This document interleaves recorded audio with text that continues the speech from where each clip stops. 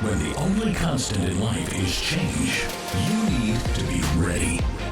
This is the Man-Made Survival Show. Hello everyone, my name is Jose Prado with Man-Made Survival. Thanks so much for coming back to the channel and watching this video. I really hope that you share this information that I'm giving you today with your friends and family because, as always, all the information is always important. It helps you with your preparedness and your survival. But what I'm going to be talking about today has a lot to do with Russia, China, and Iran, okay? And those alliances are getting stronger and stronger every day, especially what I'm going to be sharing today. It's pretty much a bombshell, all right? I haven't really heard very many people talk about it because maybe they're busy with other things that are going on because, of course, that's not the only thing going on. That maybe they put that more towards the back. Maybe they didn't find it as important as I am finding it today. But I will show you what I'm talking about, and I will give you my point of view and why I think it's very important for us to worry about it. Okay, so I'm gonna bring things back as like a history lesson real quick. Okay, in the past few decades, China has really increased their I guess you would say their power. Okay, they have become a first world power. They have become a superpower. Okay, and they have a lot of influence in very many continents. They have been able to have a lot of influence because of the Belt and Road Initiative. Pretty much what the Belt and Road Initiative is that it allows China to have their hooks in those countries and be able to manage and manipulate policy within those countries in their favor. Okay, we've seen that they have, pretty much have a lot of influence within Africa, the Middle East, and the Western Hemisphere in South America. And that is really important because all of those alliances are not only economical, but they also become military at times. All right, which I am talking about. What I'm talking about today is a military alliance with Iran, a very solid one. Okay, but anyways, before I get ahead of myself, in the past few months, or actually in the past few weeks, really, China took over Hong Kong. Even though that Hong Kong belonged to China, the British made a deal with China. In order for them to give it back to China, they would have to make sure that they leave the one country, two systems. Right? And what pretty much is that China has its own communist system on this side. In Hong Kong, even though it's a city, they have more of a capitalist economy, okay? And the reason being is because a lot of the wealthy Western Hemisphere, politicians, businessmen, and everything, they will go to Hong Kong and make and have their wealth there. They will live there. They will make conferences there. Technology conferences are pretty much all the time in Hong Kong, and even though they do have them in other places, but when it's Hong Kong's time, there's a lot of money brought there, okay? As far as the Chinese is concerned, Hong Kong was also a place where the Western Hemisphere powers, they would have a lot of spies because that would be kind of a gateway into China, okay? So that is the reason why China pretty much cracked down on Hong Kong because, of the protests and everything, but still, they pretty much cracked down. They make sure that was dead. The one country, two systems is dead. And of course, that has made a lot of people all throughout the world very, very angry, especially the United States. So much so that Nancy Pelosi, very surprisingly, came out and they put together a package that would sanction China, all right, and all the people that would do business with China, or Chinese officials that have to do with the bill that they passed in order for them to crack down on Hong Kong. The reason I say this something impressive is because a lot of people have always thought that the Nancy Pelosi was in the Chinese Communist pocket. But I don't know if that's just a stunt that, it's actually doing damage to China or not. But let's say that it is, okay? That's only going to increase the bad feelings or, the tensions between China and the United States. As I've stated before in other podcasts, I hope you have followed me all this time, but for the new people, in the eyes of NATO, China has become very massive, very important to the point that NATO now has to focus not just on Russia, but also on China. And the reason they do that is because China has increased in technology, has advanced. They have hypersonic weapons, and they have ICBMs, they have all this stuff. But not only that, China and Russia are friends. And in a conflict, China and Russia would come together and fight against NATO, which is the part that pretty much scares NATO, okay? So now in the recent days, okay, that I put this video presentation together, is that the United States is coming out and giving details on what China has been doing in the past few weeks. Because if they're talking about it now, okay, that gives validation to a lot of people like myself that we've been talking about the intentions of China for a future attack on the United States. And the reason that I say that is because they have been defectors, not from Russia and China, that have come to the United States, and they pretty much tell the American people what the Russians and Chinese are planning to do against the United States in a future battle.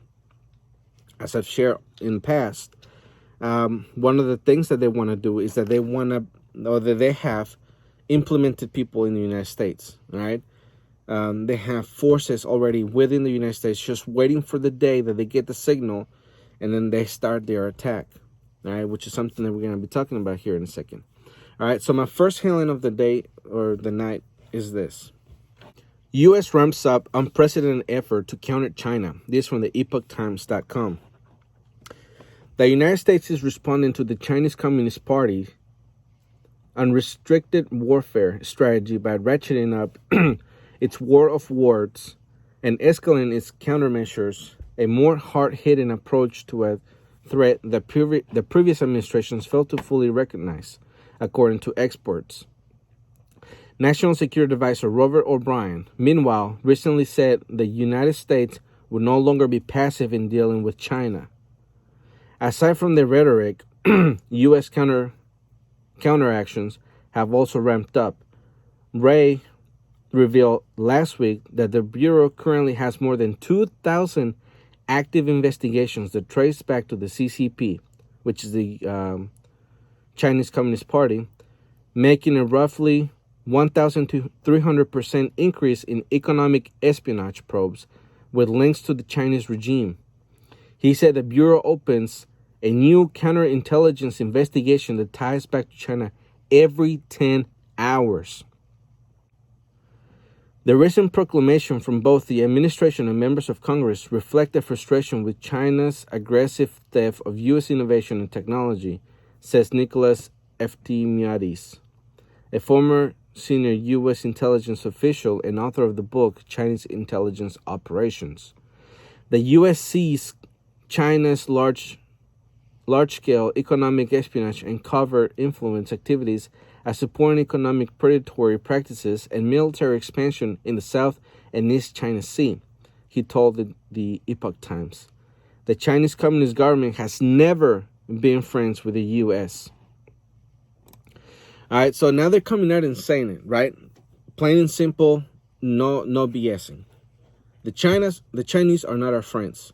They have been doing espionage on us for a very long time, and now every 10 hours we have to deal with the case of counterintelligence against the Chinese. Okay, so it seems that China is ramping up on their attacks on the United States, because they do steal the technology from us.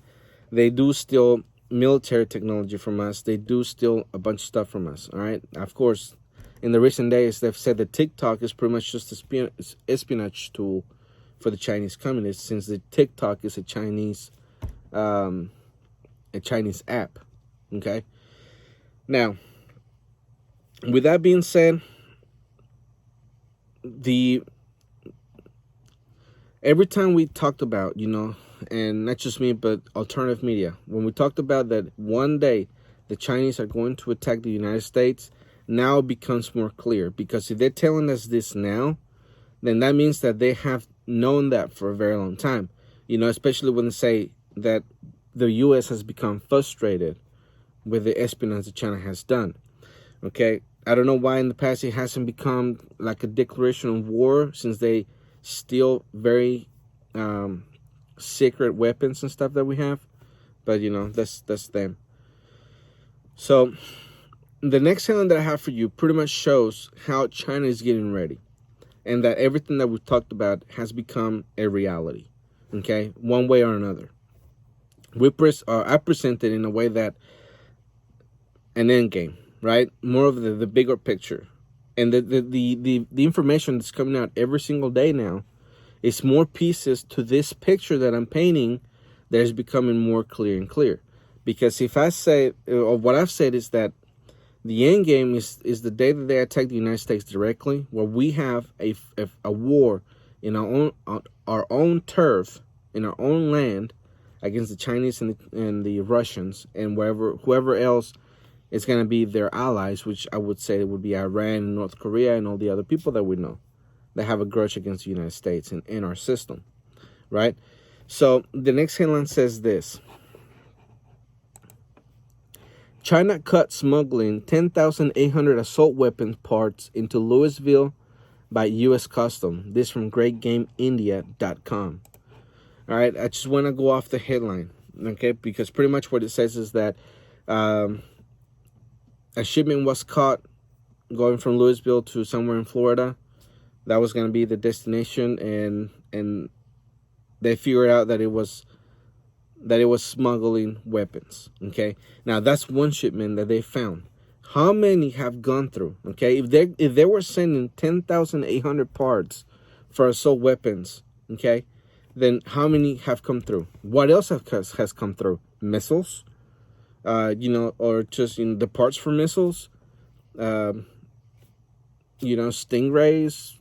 Well, I mean, whatever, just put a weapon there. Has that come through on the behalf of the Chinese Communist Party or the government? Because, like I've said, they're getting ready, or that actually proves that they're getting ready for a future war. Because one of the things that one of the colonels that left Russia and came to the United States and told the American people what they were planning was that the people who they have embedded here, that already live here, that would be businessmen coming here, that would be tourists coming here, if they were here the day of the attack, that they would know where to go, where the weapon cache would be, okay, and they would get them and then go and attack people, whether they have them in a hole in the ground, whether they have them in a storage unit, near a base, whatever. That could be one of the possibilities that they would attack, and that's the reason why they have them. All right, maybe the reason we have seen so many attacks on Navy bases and all that is because they're probing. They're getting the data out of it and see which ones are more vulnerable to be attacked in the way they could attack them on that day. So now that I've pretty much established that is a reality that China is pretty much thinking about doing, here's the next headline, which is very, very important, okay? And I do want to give a disclaimer. The next article is a bit long, so hang in there, because every bit of it, the article is very, very long. I just got the pieces that were important, for this podcast. But I encourage you to get to the headline of the title of this headline. Yeah, if I haven't said that right. But the point is that get the headline, Google it, read the entire article, because there's other things involved in it, okay? But what I want to focus on is the military upgrades to Iran. Here's that headline. China inks military deal with Iran under secretive 25-year plan. This from SearHedge. Key parts of secret elements to the 25-year deal is that China will be integrally involved in the build-out of Iran's core infrastructure, which will be absolute alignment with China's key geopolitical multi-generational project, One Belt, One Road. All right, I want to pull back from that for just a second and say that is the way, that is the method that China has been able to integrate itself in all these countries. So for now on, or do your own little research, for now on that you hear that China or a country is involved in the One Belt, One Road initiative, or, in all that, just know that China, one way or another, is controlling that government, okay? because the key of it is that if they don't pay the loan, whatever infrastructure that they built, it belongs to China and parts of the country or whatever. So just keep that in mind if you ever hear that in the future. All right, the article goes on to say, now though, another element that will change the entire balance of geopolitical power in the Middle East has been added to the deal. Quote, last week, the Supreme Leader, Ali Khamenei, agreed to the extension of the existing deal to include new military elements that were proposed by the same senior figures in the IRGC, which would be the Islamic Revolutionary Guard Corps, and the intelligence services that proposed the original deal. And this will involve complete aerial and naval military cooperation between Iran and China, with Russia also taking a key role, end quote. One of the Iranian sources told oilprice.com last week, quote, there is a meeting scheduled in the second week of August between the same Iranian group and their Chinese and Russian counterparts that will agree the remaining details, but provided that goes as planned, then as of 9 November, Sino-Russia bombers, fighters, and transport planes will have unrestricted access to Iranian air bases, he added. Oilprice.com understands from the Iranian sources that the bombers to be deployed would be Chinese or China-modified versions of the long-range Russian Tupolev Tu-22 M3s with a manufacturing specification range of 6,800 kilometers. And the fighters will be the all-weather supersonic medium-range fighters bombers strike Sukhoi Su-34 plus the newer single-seat stealth attack Sukhoi 57. These deployments will be accompanied by the rollout of Chinese and Russian electronic warfare capabilities, which is EW, electronic warfare. According to the Iranian sources, this would encompass each of the three key EW areas: electronic support, including early warning of enemy weapons use, plus electronic attack, including jamming systems, plus electronic protection, including of enemy jamming, based originally around neutralizing NATO's command control, communications, computers, intelligence, surveillance, and reconnaissance systems. Part of the new rollout of software and hardware from China and Russia in Iran, according to the Iran sources, would be the Russian S-400 anti-missile air defense system, quote, to counter U.S. and or Israeli attacks, end quote.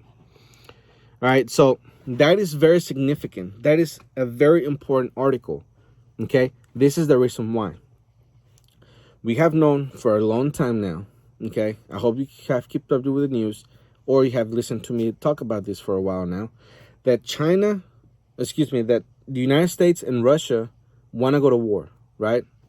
No, hold on, go back. I have a lot of thoughts coming all at once. All right, I'm going to start over. We have known for a long time, and I've talked about it, that the United States and Iran, we have been very close to go to war, okay? When the drone was shot down, I think it was 2018, maybe 2019. The point is that when that happened, we were 10 minutes away from striking Iran, okay? And Trump pulled out at the last minute.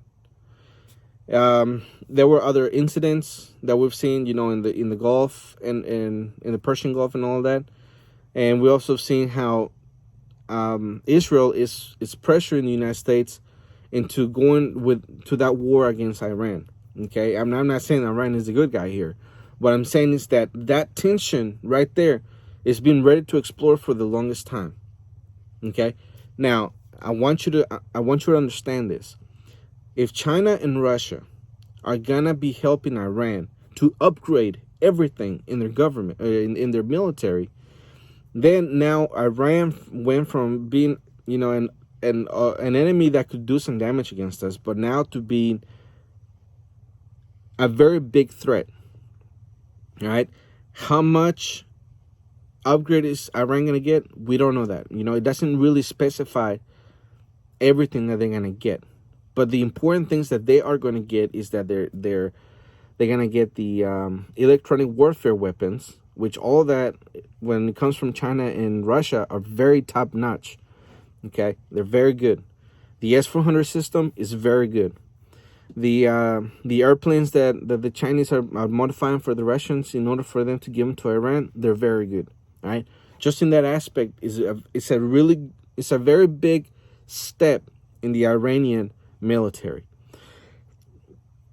I'm gonna give you an example real quick on how good the electronic warfare weapons from China are. There was an incident that a lot of people didn't really talk about much a few weeks ago, maybe a month or two ago, is that, and one of our F-22 Raptors, if I'm not mistaken, it was an F-22. All right, those have stealth technology in them.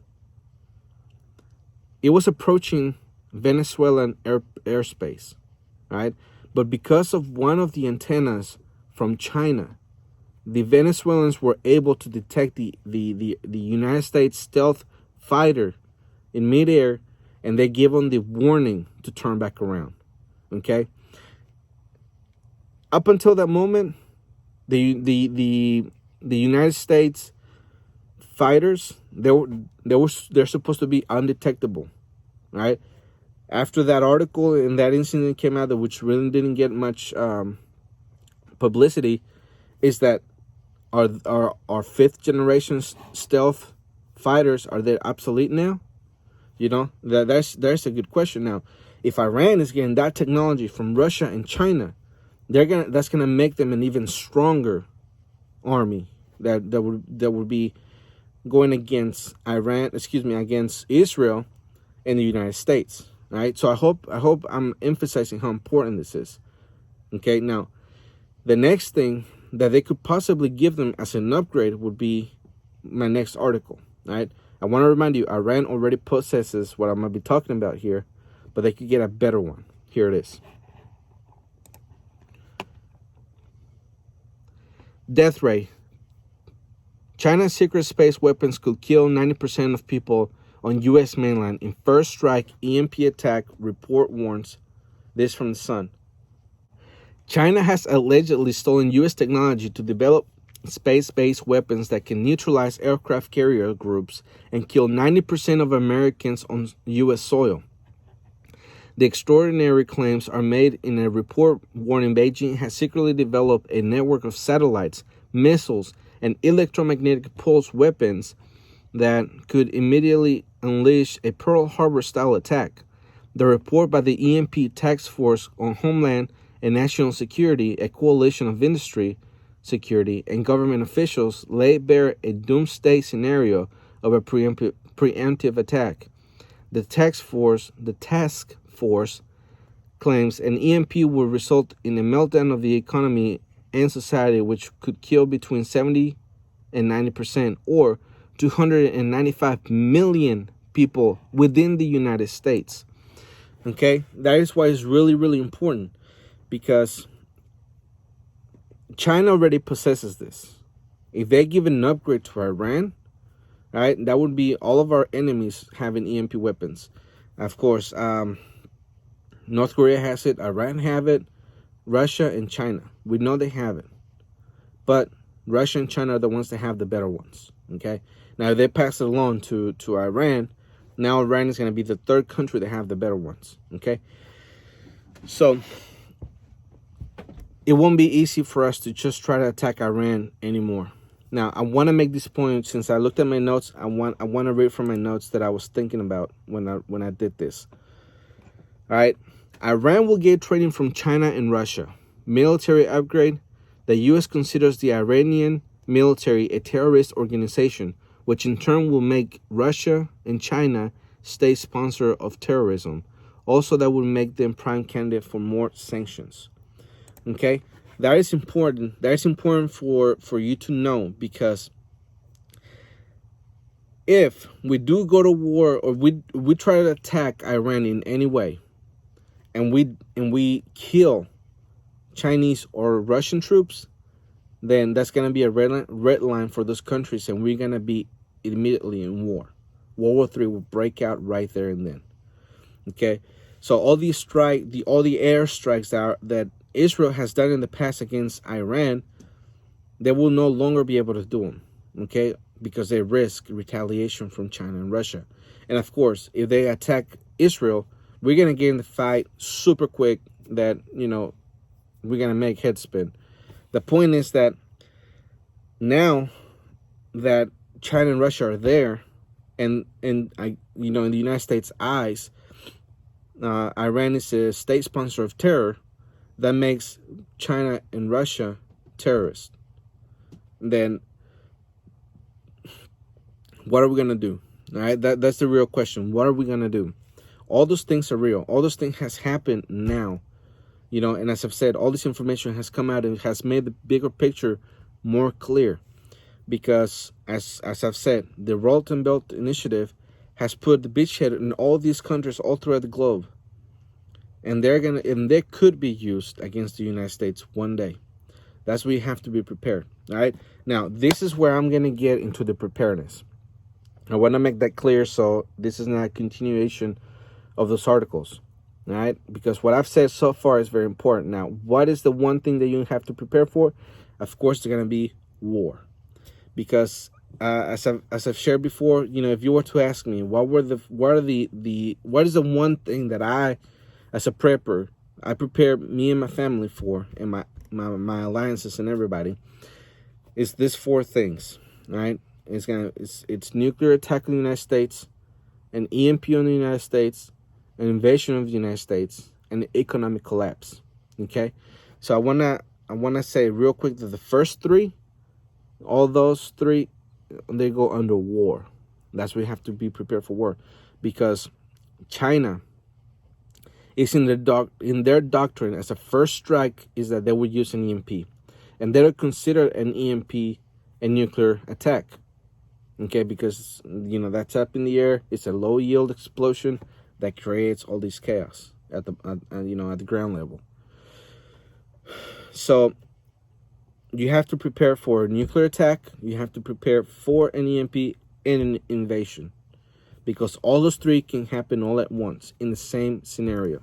Okay, that would just be 3 separate things that happen within the same war. Now, if we go to war against China and they knock out our power with an EMP or a cyber attack or whatever, it takes up to 18 months for us on any normal day, which we're not in war against the country that creates our stuff, right? As I've said, China creates about 90 to 95% of everything that we have in the United States. The power grid is one of them. The generators is one of them. So if we're at war against China, they knock it out, it's going to take more than 18 months for us to get it back. And not only that, if the entire United States grid is wiped out, with parts of Canada and Mexico, then the major cities, what's left of them, are going to get the generators and power supply established first, and then it's going to go out through the country. Okay? Doesn't matter where you are in the United States, everyone is dependent on the grid. Doesn't matter how remote you are, you're dependent on the grid. Okay? Of course, city people a lot more than country people, but we all would be affected by it. And about 295 million Americans would perish just out of that. Okay? So you need to have at the very least, in this scenario, 2 years worth of food. 2 years. The very bare minimum. Okay? And the next thing would be you have to have the same amount for water, at least 2 years worth of water. It's going to have to be a continuous resupply of water, whether you store it in bottles, rain catchment systems, ponds, rivers, creeks, whatever. Because in an EMP event, if an EMP was to blow up, in the next 5 minutes, your tap water will not come out of that faucet anymore. And whatever liquids you have in your house, when you drink the last drop, you will not have any more, and you're gonna be 3 days away from death. That's if it's not hot outside. So if you're gonna wonder what's gonna make people move and migrate outside of the cities in some of the country areas, they're gonna be looking for food and water. All right, that's where the third thing comes in. You're going to have your weapons ready, because you're going to have a horde of people coming through your town, coming through your city, coming through your street, looking for food and water.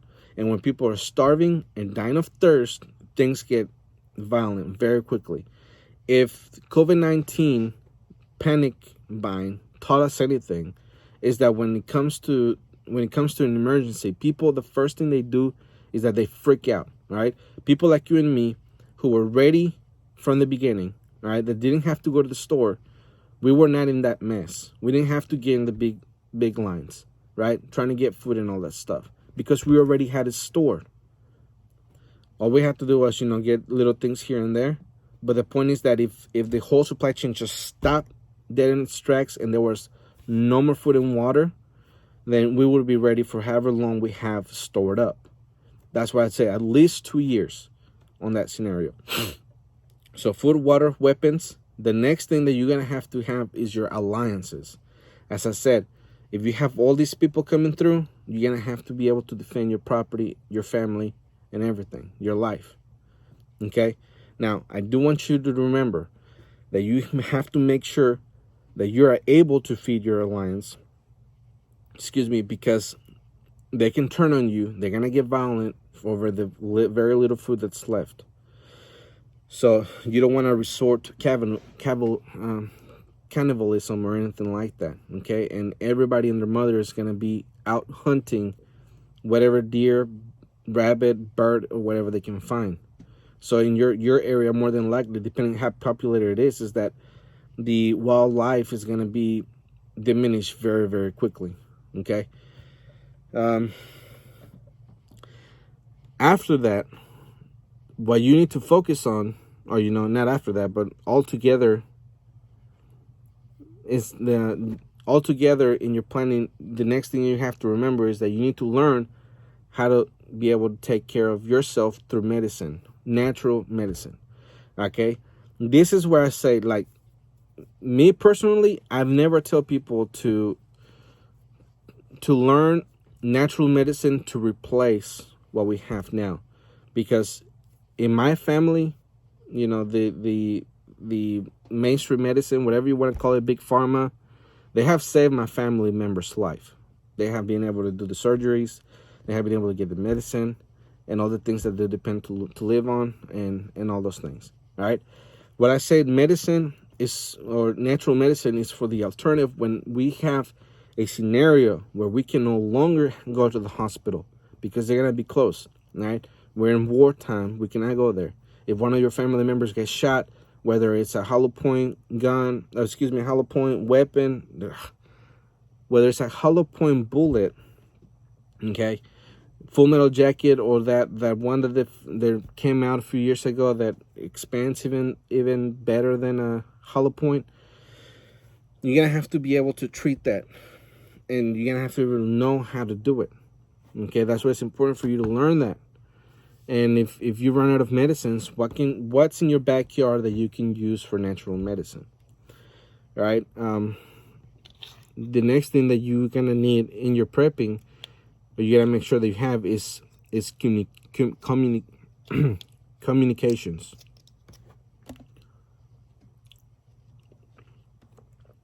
The reason I say you need communications is because everyone, all the radio stations, all the TV stations, all through the United States, in an EMP event will be wiped out, right? If you have a ham radio, it's not just going to be you, but other preppers as well.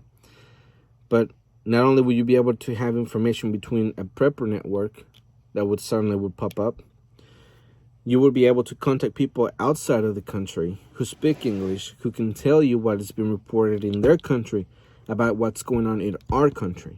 Because if you're not anywhere near a nuclear blast, right?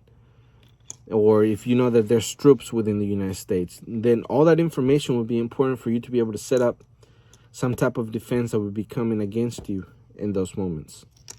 As I've shared before, if you live in the city, it's more likely you're going to get nuked. If you live in an area where the breadbasket of America is, it's not going to get nuked. It's not going to get contaminated. Okay, they're gonna invade it. They're gonna take that for themselves, and they're gonna send the food back to China, Russia, or Iran, whoever. So the the rural areas that grow the food are gonna be the battlefields for all these people trying to invade the United States. Okay, so you have to get ready for that. And that's why you need communications. That's why you need food, water, the medicine. You need the alliances, your weapons, the bullets. Okay, more than likely you will not die, or it depends where you are in the country. You will not die from the nuclear blast, but you will die from the effects after it. So let's say that they do a nuclear blast, an EMP, but they don't invade. Okay, they just give it a 1 year to where we kill ourselves. 295 million people in the United States would die because a lot of people have medicines that they will no longer get. You know, you got to think a lot of people on asthma medicine. If they don't have the asthma medicine, a lot of those people would unfortunately die. A lot of people who had surgeries that they were scheduled for a life-saving surgery, they would die. People who already have, you know, diseases like cancer and stuff like that they were already on their that were relying on treatment to be cured and all those things, that would cease, and of course they would die. There's a whole bunch of people, right? All the elderly in the homes, they would die. All the orphanages with all these kids in there, they would die. That's one of the things I want to that I focus on, that I want to make a difference in. One of the things I want to make a difference in is teaching these kids how to survive. All right, so I need your help with that. If you go to the store, Men Survival Store, your purchase will help us be able to have that goal, to be able to teach orphanages, kids, how to survive if an EMP was ever to be detonated, because what's going to happen to them? Okay, that's one of the things that I think about, and one of the things that I wonder, what would happen to them? The administrators and everything, would they just flee because they have their own family? Would they leave them behind? Would they try to take care of them? You know, what would happen to all those children? That's what I want to, that's why I want to focus on being able to help them. But I need your help to be able to do that. Go to mensurvivalstore.com and purchase through there, which is going to help you through your survival. It's going to help us to be able to accomplish that mission. So I hope everything that I talked about today really helped, because as always, all this is very important, and you have to get prepared today. Okay, today, because if you try to get ready at the last moment, you won't get everything you need. You're just gonna waste money. You're gonna pay a lot more money for those items, and you're gonna find yourself in despair at the end of the day. All right, as you know, we're going to a second lockdown, and another wave of panic buying has happened in the United States. So as the lockdown happens again and people freak out all over again, there's another run at the grocery stores. So that's why it's important for you to have the things that you need beforehand. Okay, so again, my name is Jose Prado, and remember, always ready.